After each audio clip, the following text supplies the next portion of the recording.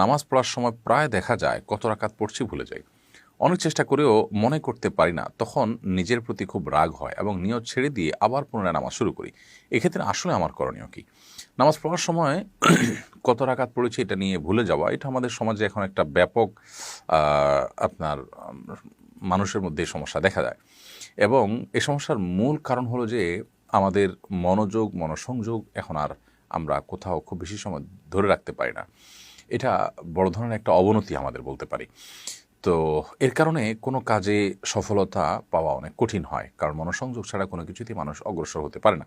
এখন কত রাকাত পড়েছেন এটা নিয়ে যদি আপনি দ্বিধায় পড়ে যান, তাহলে সেক্ষেত্রে আ আপনি দেখবেন আপনার মনের প্রাবল্য কোন দিকে হয়।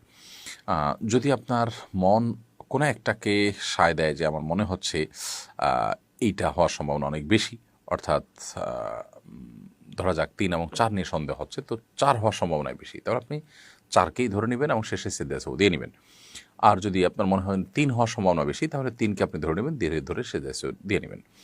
আর যদি ৩ এবং ৪ নিয়ে সন্দেহ হয় এবং আপনি ঠিক মাঝামাঝি পর্যায়ে দাঁড়িয়ে থাকেন, ৩ বা ৪ কোনো দিকে আপনার মনের ঝোঁক বেশি না হয়, আপনি একেবারে ঠিক মাঝখানে দাঁড়িয়ে থাকেন, কোনো দিকেই মন ঝুঁকছে না, তাহলে সেক্ষেত্রে আপনি কমটা ধরে নিবেন। ধরে ৩ ধরে নিয়ে